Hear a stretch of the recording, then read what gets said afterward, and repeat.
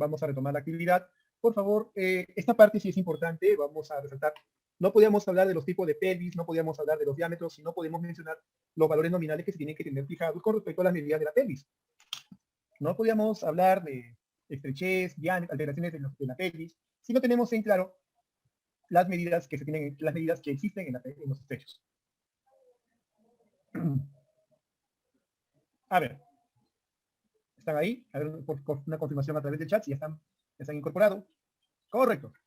Muy bien. Entonces hemos comentado acerca de la importancia de la telemetría clínica, los pasos escalonados de la telemetría clínica, y ahora le vamos a poner la cereza al pastel con respecto a las medidas. Les cuento que van a encontrar muchas diferencias de la geometría de las medidas con respecto a las publicaciones del Williams, de obstetricia, el Beckman, con respecto de ginecología americanos, con autores más locales como el Pacheco, o el libro de Schwartz de ginecología, obstetricia de Schwartz. Entonces puede hacer que haya diferencias de hasta medio o un centímetro. Yo he tomado referencias de Schwartz, y de autores como el doctor Pacheco y de Moglut. He tomado esas referencias pues en el contexto de tener medidas que sean más acordes a lo que es nuestra idiosincrasia, nuestro biotipo de mujeres para el momento de parto. Entonces aquí lo voy a graficar, lo voy a poner en alto, el estrecho superior. El estrecho superior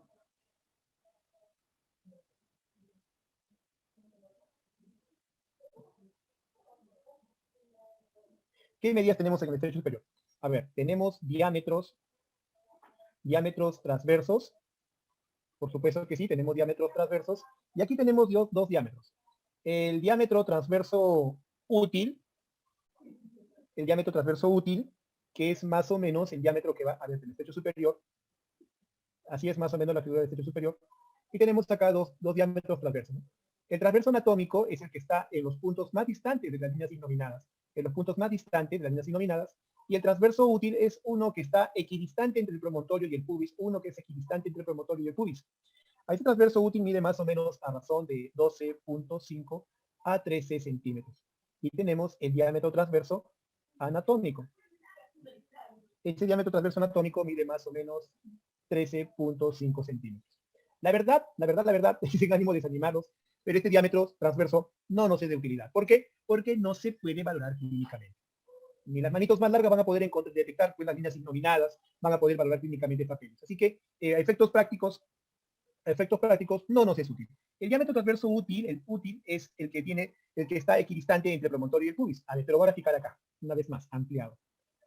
Aquí tienes el estrecho superior, y aquí tienes el promontorio, ¿sí? La muestra del promontorio, la articulación sacroiliaca, y aquí el pubis. Te dice el diámetro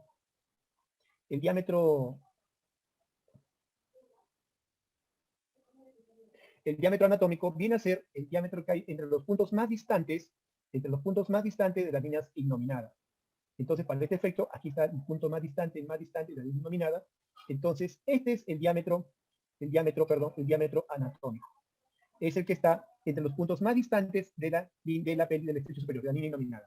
Mientras que el transverso útil o mediano es aquel que está a un punto equidistante entre el promontorio y el pubis. Ese punto, y de ahí haces un trazado, y ese es el diámetro transverso útil.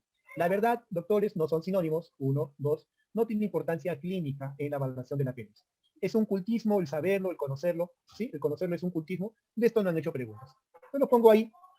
Ahora sí nos vamos al segundo bloque de diámetros, el estrecho superior, y acá tenemos los diámetros, vamos a poner acá los diámetros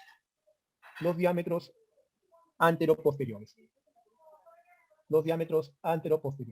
De los cuales tenemos aquí 3 diámetros. El conjugado anatómico, el conjugado obstétrico y el conjugado diagonal. El conjugado anatómico, el conjugado obstétrico y el conjugado diagonal. ¿Sí? Estos tienen su asociación, aquí lo vamos a poner, el sacro, viste un corte transverso, y aquí el pubis. El diámetro de esta prominencia es promontorio. El primer diámetro es el promonto, y esto es el promonto supra, esto es el sub, y esto es el retro. Entonces tenemos el promonto, el primerito, este diámetro anteroposterior, yendo de arriba hacia abajo. ¿Tú me entiendes eso? Se te va a hacer fácil. El promonto suprapúbico, la primera línea, el promonto suprapúbico, ese es el conjugado anatómico. promonto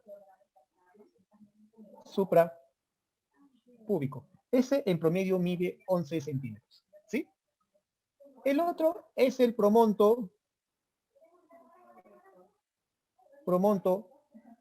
retropúbico, promonto retropúbico. Y ese mide 10.5 centímetros. Este es el más importante del estrecho superior. Aquí te lo pongo checks. Es el más importante del estrecho superior.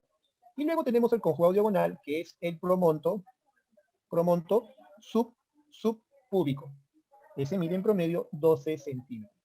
Entonces, promonto suprapúbico, conjugado anatómico, promonto retropúbico, conjugado obstétrico, el más importante del estrecho superior, y el promonto subpúbico, el conjugado diagonal. Definitivamente, el conjugado obstétrico es el más importante y parte de este dato, ¿no? Conjugado obstétrico es igual al conjugado diagonal menos 1.5 centímetros.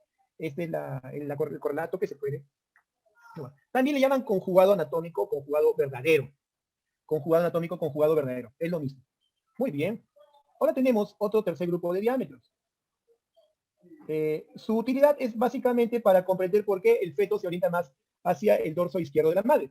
Estos son los diámetros oblicuos.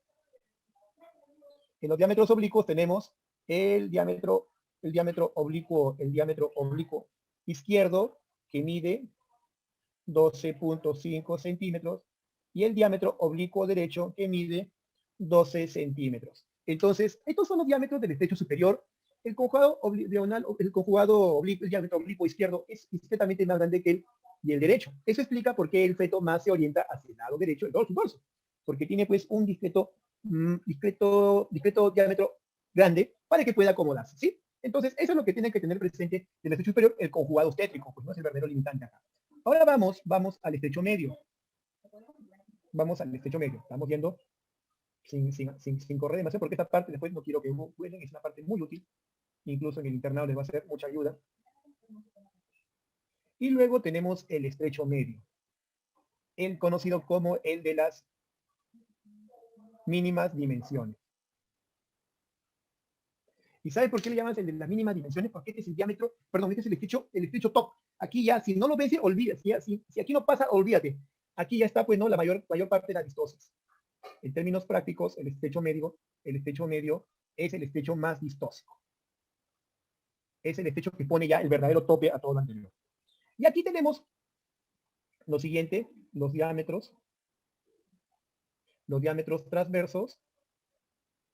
Y por excelencia tenemos aquí uno que es el biespinoso o interespinoso, o también conocido como biciático. ¿Sí? Biespinoso, interespinoso o biciático, que este mide aprox más o menos 11 centímetros. ¿Sí? Eso es el estrecho medio. Y tenemos un segundo bloque, que es el diámetro anteroposterior, que sería uno que empieza más o menos entre la S3 y S4, sacra entre la S3 y S4, mi sacro, y se va al borde inferior del pubis, mi sacro subpúbico. Y este mide 12 centímetros.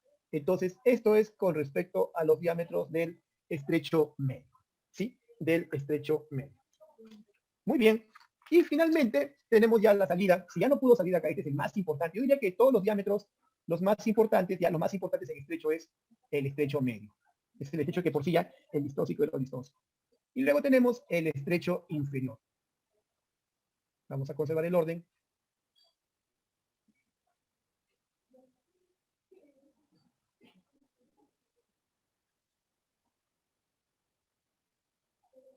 En el estrecho inferior tenemos básicamente también dos bloques de diámetros. Tenemos los diámetros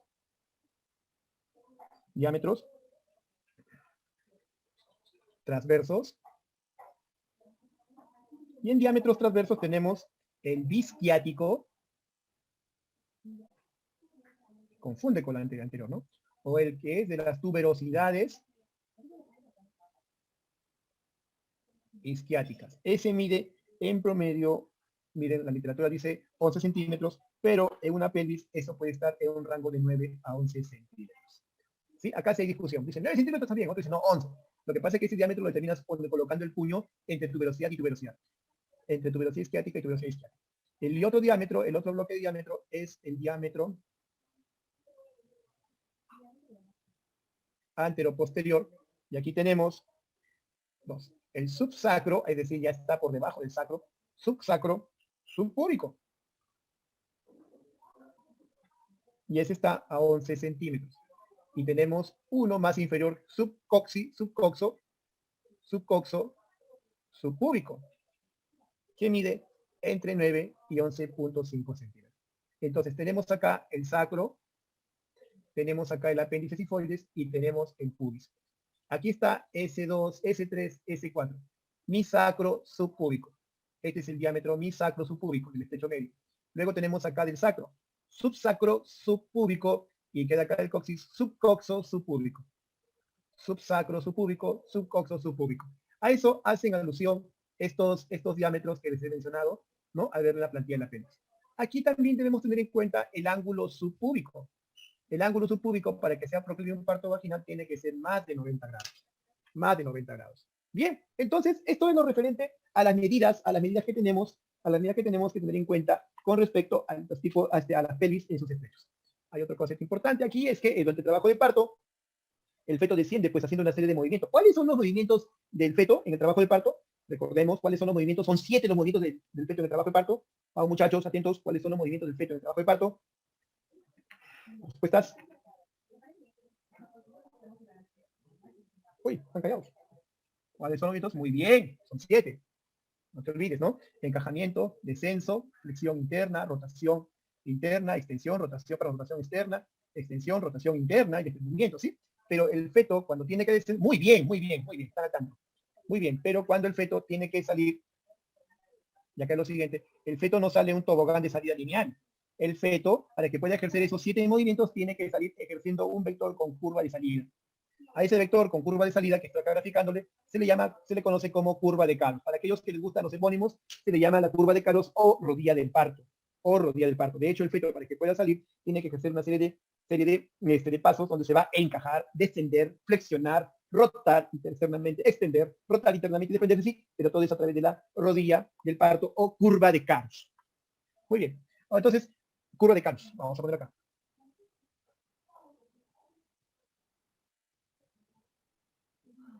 Rodilla de parto.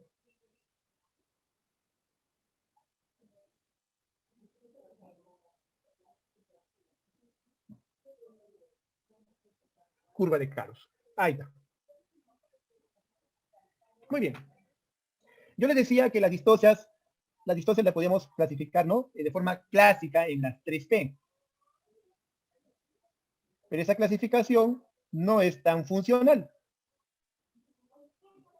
No es tan funcional. Por eso viene esta clasificación que toma en cuenta tiempos, ¿no? Por ejemplo, prolongación en el tiempo, pero ¿para quién? Para la fase latente. Retrasos, ¿para quién? En la fase activa o en el descenso.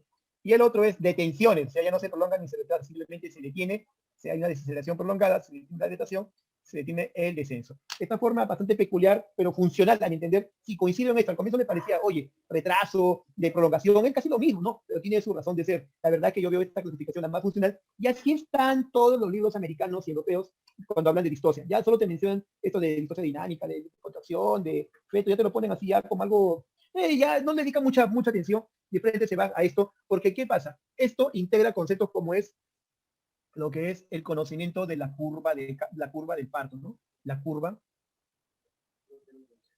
del parto, que es que está basado en los estudios de Emanuel Friedman. Emanuel Friedman hizo el estudio de la conducta del trabajo de parto, tanto en la dilatación del cuello uterino como en el descenso. Y él encontró frecuencias, para que el parto se desarrolle en estándares de normalidad. Emanuel Friedman, sus estudios de la curva del parto de Emanuel Friedman son la base para lo que son la confección de los partogramas. Los partogramas son herramientas gráficas cartesianas muy útiles para graficar el avance del trabajo de parto y comparar en el tiempo si está progresando adecuadamente o no. La curva de parto de Friedman, partograma. Y esto del partograma, el partograma que usa en nuestro país, el Perú, usa el partograma OMS del 2002. Partograma de la OMS. Perú usa el partograma implementado por la AMS en todo el mundo entero. Muy bien. Sí, dilatación sobre la fase activa.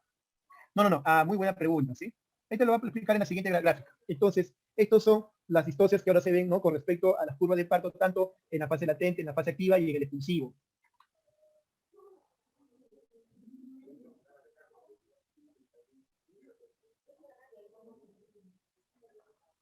Muy bien. Aquí están las curvas de parto. Para un parto normal, y esto para distocias. Bien, en un parto normal, una fase latente demora generalmente menos de 20 horas. ¿Sí? En una primípara. En una multípara demora menos de 14 horas. Esto exige memoria, por favor. Aquí no hay forma de poder razonarlo si no te lo grabas esto, porque de esa manera vas a poder entender las preguntas que van a hacer examen. Menos de 20 horas en una primípara es un parto normal, menos de 14 horas en una multípara es una fase latente normal. Para la fase activa está en un rango de 5 a 8 horas. En primípara 2 a 5 horas en la multípara. La dilatación normal debe ser más de 1.2 en la primípara, en una multípara más de 1,5 cm. Para efectos prácticos, en nuestro partograma, para ambos grupos, es 1 centímetro por hora. Ahí sí no hay pierde. 1 centímetro por hora es un tiempo aceptable para hablar de normalidad, ¿sí? Y en lo que respecta al descenso, más de 1 centímetro en una primípara, más de 2 centímetros por hora en una multípara. De consenso, se ha visto que esto es más o menos 1 centímetro por hora en ambos grupos, pero esto es para el partograma peruano, ¿sí? Muy bien. El segundo periodo de trabajo de parto, básicamente, es el expulsivo. Primer periodo, no te olvides, era lo que era dilatación. El segundo periodo es el expulsivo. Y el tercer periodo era el alumbramiento. ¿De acuerdo? ¿Me hacen preguntas? En un rato, no te preocupes, vamos a aclarar eso. Para el segundo periodo, entonces dice, una primípara debe demorar menos de 2 horas, en una multípara menos de 1 hora. El tercer periodo, menos de 30 minutos, en una primípara, multípara, el mismo, pero esto es para alumbramiento espontáneo, porque cuando es alumbramiento dirigido, los tiempos deben ser menor o igual a 15 minutos, menor o igual a 15 minutos. Tanto para la primera y para la multípara, el alumbramiento es el mismo cuando es espontáneo, 30 minutos, menos de 30 minutos, y cuando es el dirigido, menos de 15 minutos, ¿sí? Alumbramiento dirigido significa alumbramiento que se ha requerido administrar oxitocina. En las distocias, entonces yo te hablaba de prolongación, de retraso y de descenso. Aquí está bien graficadito como para que no te olvides. En prolongación, distocia de prolongación. Ahí te lo aclaro. Es básicamente para la fase latente, ¿sí? Entonces acá podemos tener, mira, cuando demora más de 20 horas, más de 14 horas, ¿qué tratamiento debemos seguir? Recomendado, reposo en cama, o tratamiento excepcional sería darle oxitocina o irnos a la cesárea, ¿sí?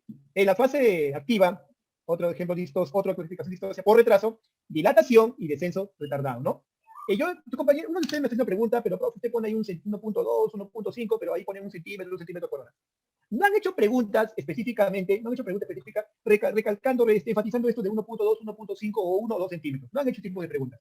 Pero sí lo que debo ser correcto, debo mencionar que en nuestro país, por conveniencia técnica, por conveniencia en nuestro país, y eso podría ser una consideración, es que la dilatación para ambos grupos en nuestro país se toma 1 centímetro por hora a 1 centímetro por hora el descenso. En nuestro país. No es que lo esté corrigiendo. La literatura, la evidencia dice esto, estos son los tiempos encontrados, sino que por conveniencia en nuestro país se toma el punto de corte de 1 a 1 para ambos grupos. Es como esto de, por conveniencia en nuestro país para la preeclampsia, asumimos eso la basal, ¿no? De la hipertensión basal, que eso en ninguna parte del mundo ya se aplica. Ahora, en este bloque de detención, aquí se abarca tanto la fase activa, aquí abarca tanto la fase activa, como también el expulsivo. También abarca el expulsivo, ¿sí? Por ejemplo, desaceleración prolongada, más de 3 horas que no demora en avanzar. Detención secundaria a la detención más de 2 horas. Detención del descenso 1 hora, ¿sí? O falla el descenso, no hay descenso en la fase de desaceleración en el segundo periodo, claro. Y hablan pues francos trabajos de partos anómalos. Esto es para que lo tengas en cuenta. Ah, no, aquí no te he puesto el alumbramiento, porque obviamente el alumbramiento sería distocia. Contéstate. No, pues por eso no va ahí. Por eso no va ahí. Pero te he puesto los tiempos del parto normal, que es otra cosa, ¿no? Pero distocia te he puesto ahí por prolongación, retraso y atención. ¿Se entiende, no, jóvenes? ¿Se entiende? Muy bien. Ahora bien, vamos a este sistema de puntuación de score de Bishop, que es básicamente para lo que es inducción del trabajo de parto. Inducción de trabajo de parto, y te dice que una inducción. Ay, carambolas. Y una inducción es exitosa cuando tiene un score de Bishop mayor o igual a 7.